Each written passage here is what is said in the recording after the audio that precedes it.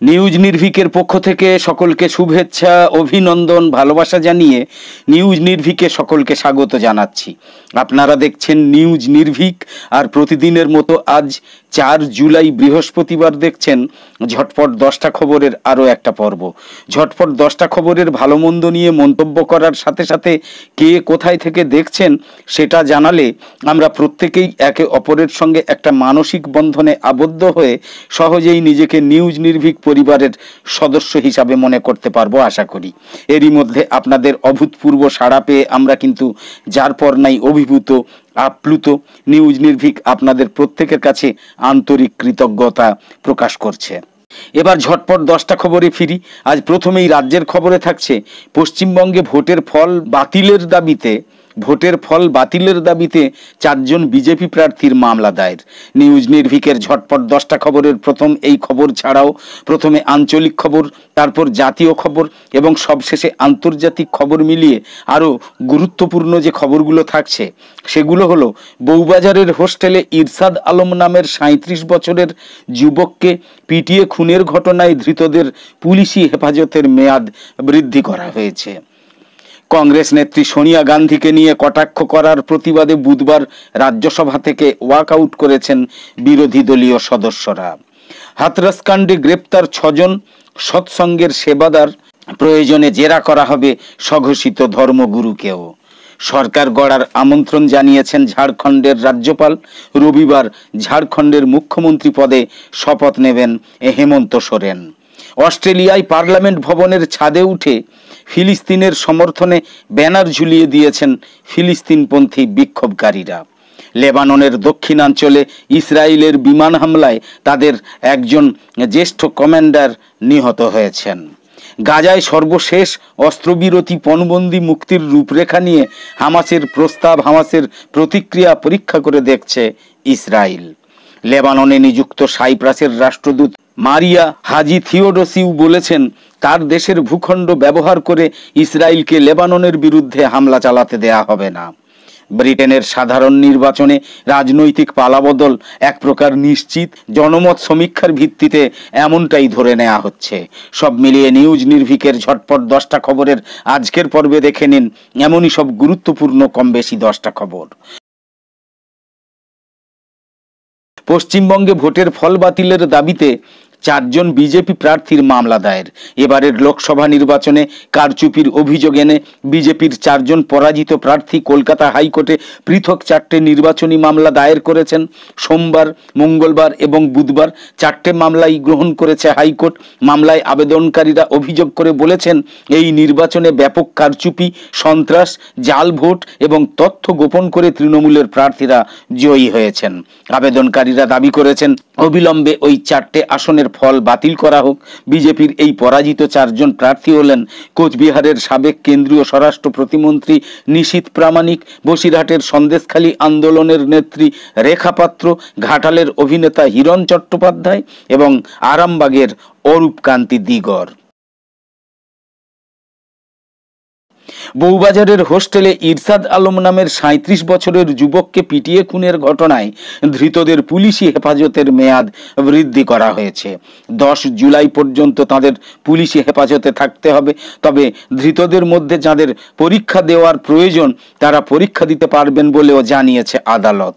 বউবাজার কাণ্ডে ধৃতদের গ্রেপ্তারির পর আদালতে হাজির করানো হলে বিচারক 4 জুলাই পর্যন্ত পুলিশি হেফাজতের নির্দেশ দিয়েছিলেন। সেই মেয়াদ শেষ হলে আজ বৃহস্পতিবার তাদের আবার আদালতে হাজির করানো হয়। পুলিশ 12 জুলাই পর্যন্ত তাদের হেফাজত চেয়েছিলেন, কিন্তু 10 জুলাই পর্যন্ত তাদের পুলিশি হেফাজতের নির্দেশ দিয়েছে আদালত। কংগ্রেস নেত্রী সোনিয়া গান্ধীকে নিয়ে কটাক্ষ করার প্রতিবাদে বুধবার রাজ্যসভা থেকে ওয়াকআউট করেছেন বিরোধী দলীয় সদস্যরা। এদিন কংগ্রেসের সাবেক প্রধান এবং রাজ্যসভার এমপি সোনিয়া গান্ধীকে উদ্দেশ্য করে প্রধানমন্ত্রী নরেন্দ্র মোদী বলেছেন, এইসব মানুষ অটো পাইলট এবং রিমোট পাইলট দিয়ে সরকার চালাতে অভ্যস্ত। তারা কাজে বিশ্বাসী নন, তারা শুধু জানেন অপেক্ষা করতে।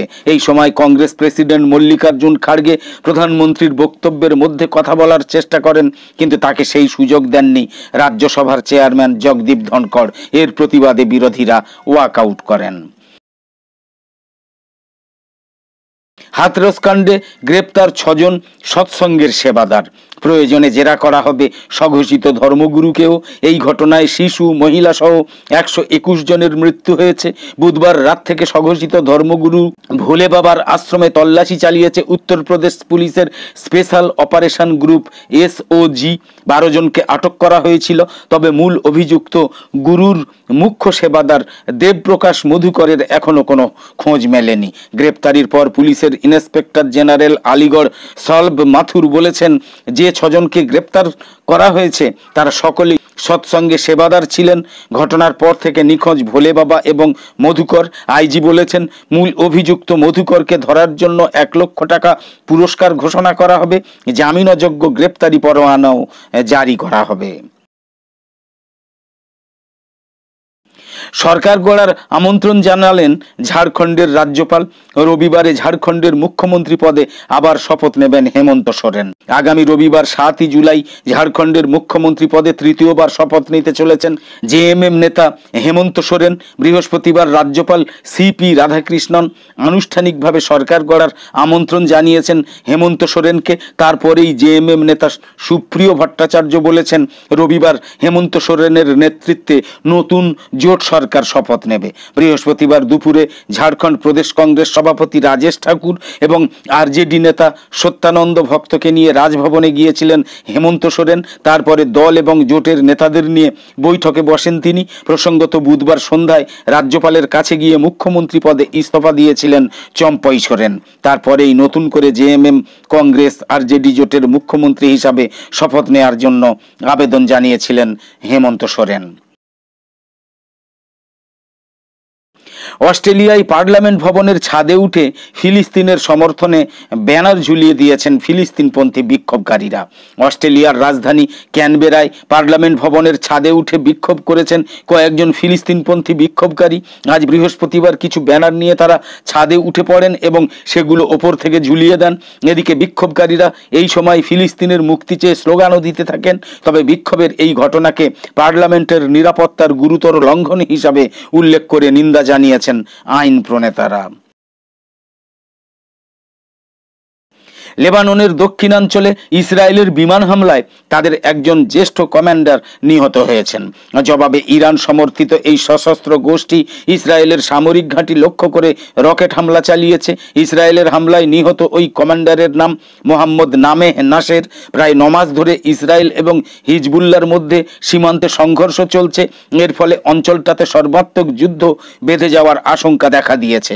এমন পরিস্থিতিতে মোহাম্মদ নামেহ নাসের সর্বশেষ জ্যেষ্ঠ কোনো সদস্য যিনি ইসরায়েলি বিমান হামলার শিকার হলেন।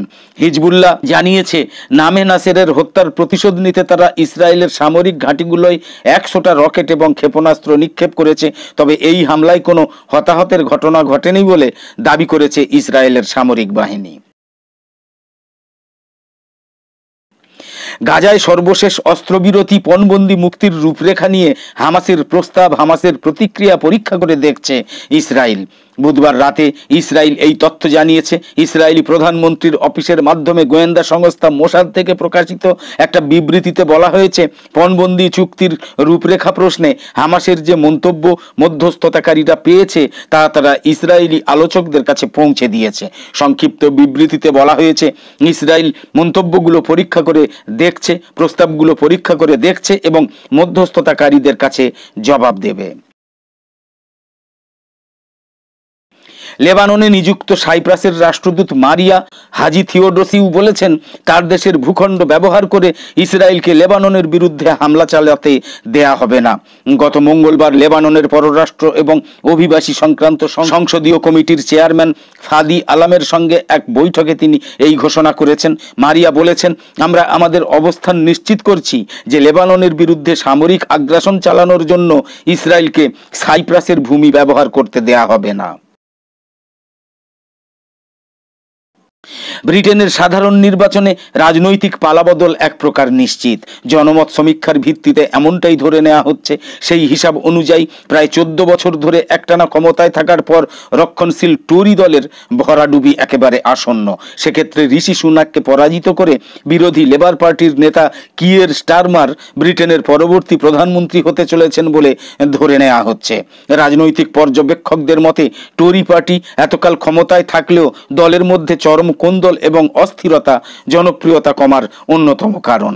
একদম শেষে বলি, ব্যতিক্রমী খবরাখবর সহ সব ধরনের ভিডিও এবং লাইভ সম্প্রচার দেখার জন্য অবশ্যই নিউজ নির্ভীকের সঙ্গে থাকুন, নিউজ নির্ভীকে চোখ রাখুন। তো আপাতত শেষ করছি, পরের পর্বে আবার দেখা হবে। সকলে খুব ভালো থাকুন, সুস্থ থাকুন, ধন্যবাদ।